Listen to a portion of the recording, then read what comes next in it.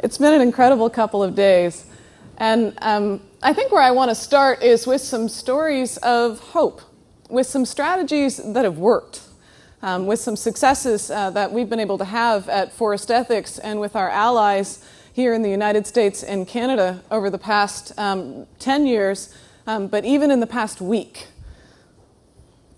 So my story starts here in the temperate rainforest on Canada's west coast in the early 90s, when I fell in love with these forests and with my husband at the same time, actually, and was horrified to find out that these forests were being logged at absolutely incredible rates, and was lucky to be in the right place at the right time when most Canadians found out about the logging in these forests, and was part of the largest civil disobedience protests in Canada's history. 10,000 people came to a remote place on Vancouver Island, and over 1,000 were arrested. I was arrested and charged with 1,000 counts of aiding and abetting at the time for standing on the road and organizing and giving some speeches. We actually won that case. It took 2 years, but I won the case on arguing freedom of speech. And so this is all happening. It's the tipping point in Canada on environmental issues. It's 1993, and the logging continues. It continues pretty much unabated. At the end of the protests, and thousands of people are going through the court system. People are in jail. Many people spent up to 2 months in jail. And so a group of us got together and started asking ourselves, why is this happening? Why is the logging going on? Where is it going? And what we found is that 80% of everything logged in Canada is going to the United States to make phone books, to make newspapers, catalogues, magazines, and lumber.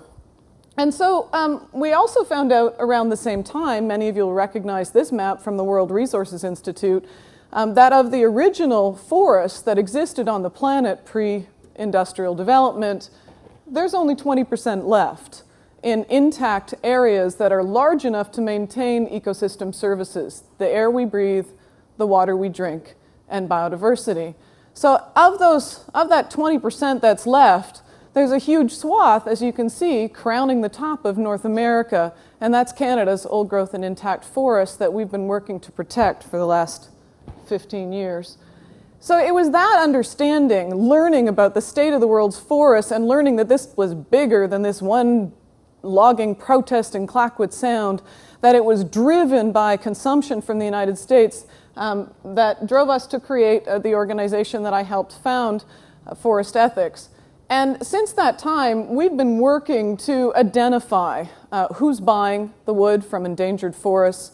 We've been working to encourage major corporations in various ways to change their buying practices and work with us to advocate for the protection of these forests and to change forest practices.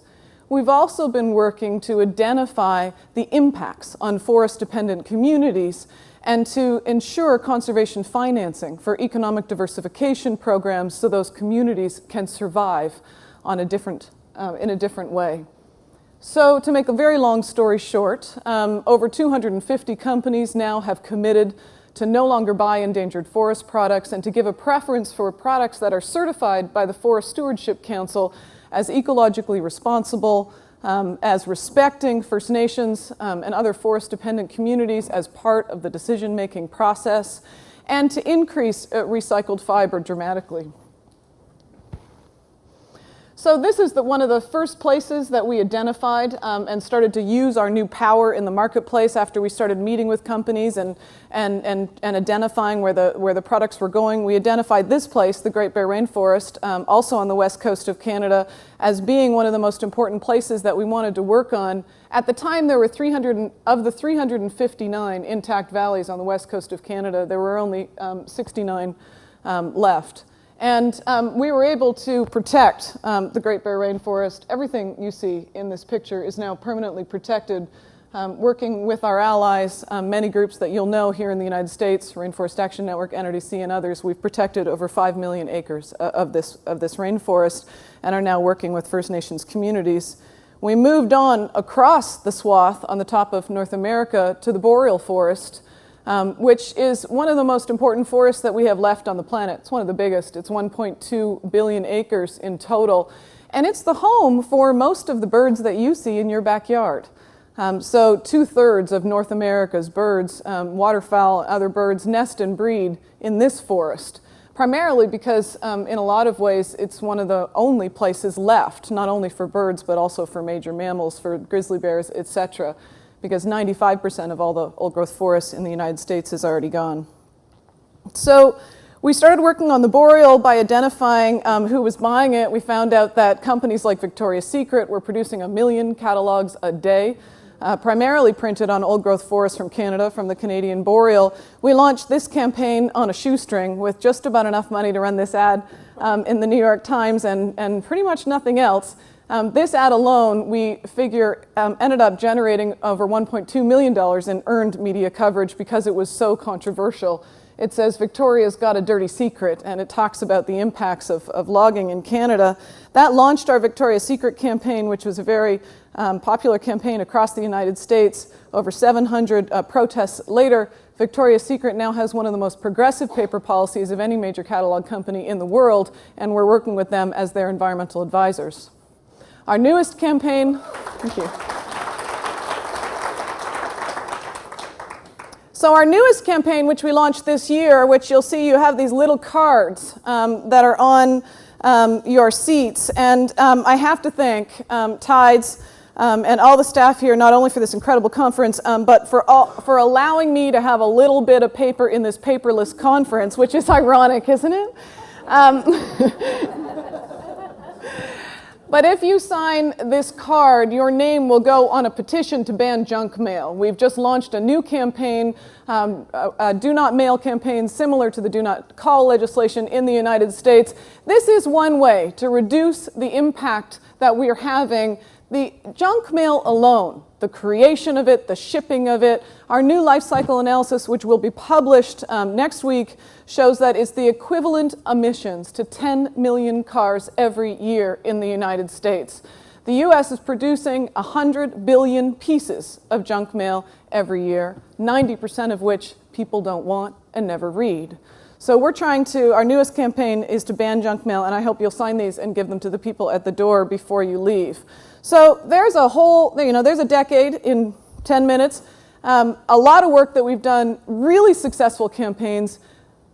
Some important learning for the campaign that I'm going to talk about next is that these are cross-border campaigns. It's been incredibly important for us to work in the United States and in Canada to have this kind of impact and to be able to use financial strategies and the impact of the marketplace working with major corporations to have this level of impact so quickly. There was a new study that came out last year that said recycling levels in North America are at an all-time high. And they specifically said that it was because of the increased demand from Office Depot and Staples, which were our first two campaigns. Last week, the Ontario government announced that it's going to protect 50 million acres of the boreal forest, which is approximately half the size of California, in part as a result of our campaign. Okay, so it's all going swimmingly.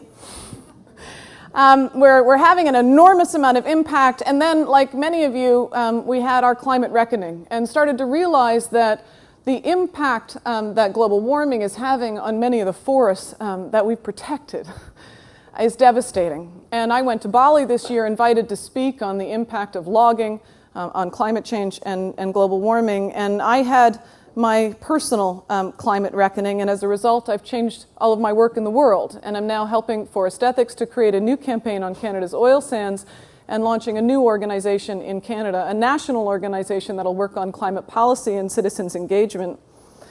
And how it happened for me, I think, is we all hear about, all of this end-of-the-world stuff and, this massive amount of emissions and we have to stop it right away. And it all seemed kind of out there. There's this huge disconnect between our day-to-day life, which for the most part seems pretty good. And then I was sitting in Bali when the Director General of the United Nations said,